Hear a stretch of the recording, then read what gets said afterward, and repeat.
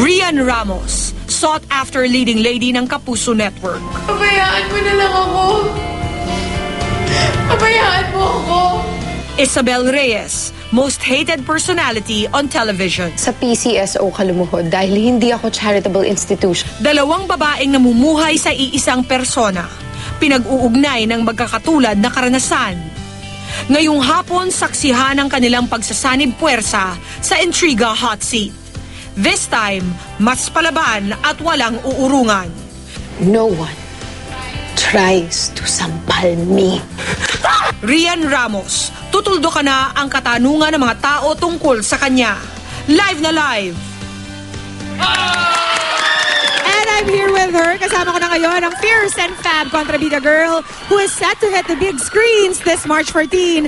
Please welcome Rian Ramos. Hi, it's so nice to be here at Showbiz Central and to see you again and to see you guys.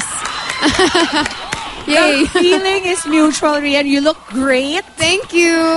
And because you look great, I'm gonna take it easy on you this afternoon.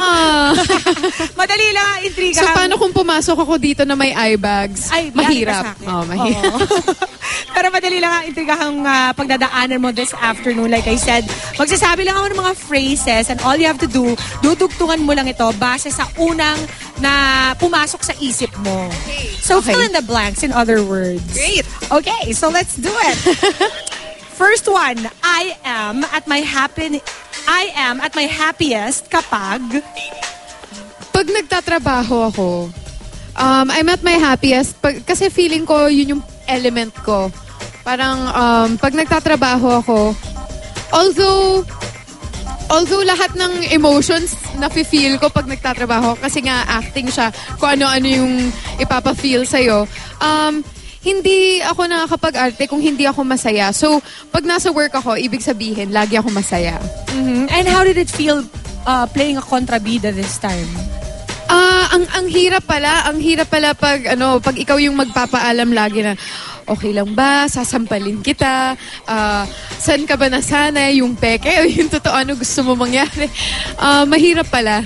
Akala ko before, nung ako yung laging nagaganon, akala ko mahirap sumalo ng sampal. Yun pala, mas mahirap pala na magpapaalam ka muna. At saka parang you feel bad, parang nakakahiya, ayaw mo silang sampalin. Kahit trabaho naman. So, mahirap pala. And you gave some pretty bad ones in this movie. Oo, kasi hindi lang talaga ng kapwa dito. Ginaya ko lang naman yung mga nangyari na sa akin. Hindi lang kasi sampal yung mga nagawa ko, kung ano-ano din yung mga pinapasabi sa akin. Tapos kung anong pagkain na yata yung mga tinapon ko sa pelikula. May tubig, may spaghetti, may salad. Lahat na sampal na. So definitely a different Rian Ramos in this movie. Yes. Eto, ang pinaka-nakakaloka kong encounter with a fan ay...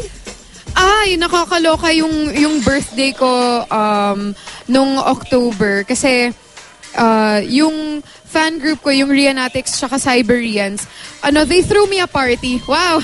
At nandito sila. They threw me a party na sa isang fast food restaurant. Tapos kumuha sila ng photo booth. Yung may mga hats, ganun. Tapos may hinanda silang buong program, may games. Sila din yung gumawa ng prizes. Tapos nag-wrap sila ng chocolate. Individually, sila mismo yung gumawa ng wrapper. May mukha ko. Wow. Ganun. Bonggang party, nakakaloka. At ang yaman ng mga fans mo. At saka may budget. Nag-save up talaga sila for that. At saka feeling ko mas nakakaloka pa. Thank you talaga. Tsaka feeling ko mas nakakaloka pa.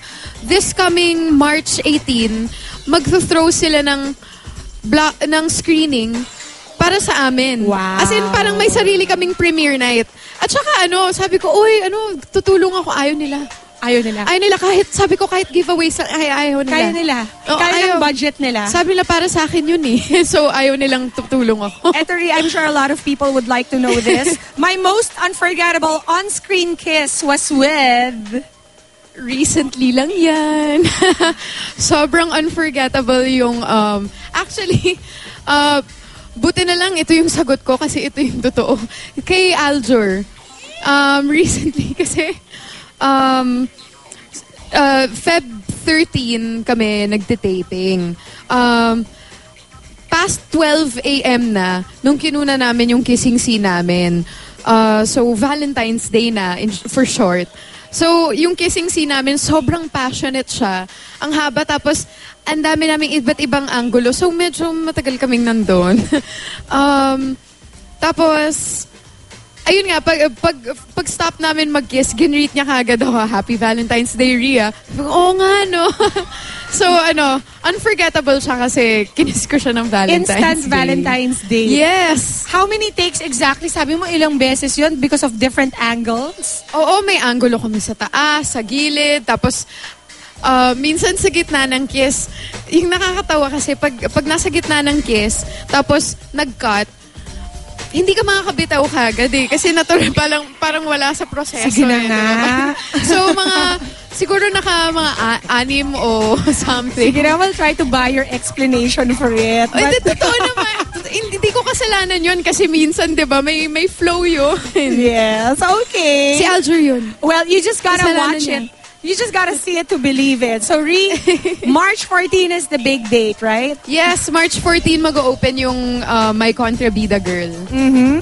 And do you have a premiere night? Anything else? Small shows you wanna...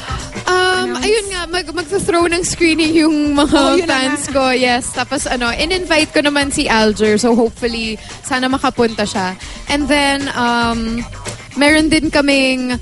May press screening kami on Monday. May VIP kami on Tuesday. Kung pwede kang makapunta, I would love that. I will try, And, aaralin ko yung pagka-kontrabida mo, i-apply ko sa life yes, ko. at saka hindi siya talagang hindi puro kontrabida lang dito. Love story din siya. So magdala ka of course ng date. Alright. Of course, sure. Yes. Ayun po, directed by Direct Jade Castro po siya.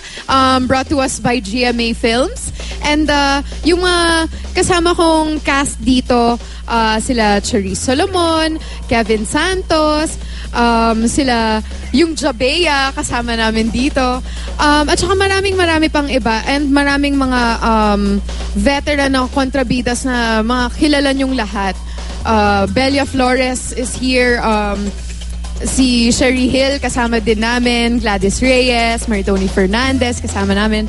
At saka, so maraming kailangan abangan. Tapos may mga nakakalokang eksena yung mga boys na may mga makikita tayo. Nice one, Ree. Nice to see you back.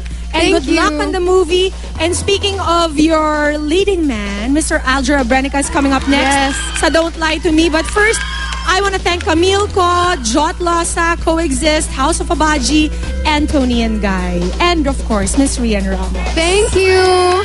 Thank you so much. Oh, ako din, Tony and Guy, kasi bago yung haircut ko. Thank you. It's great. Si Christy, thanks.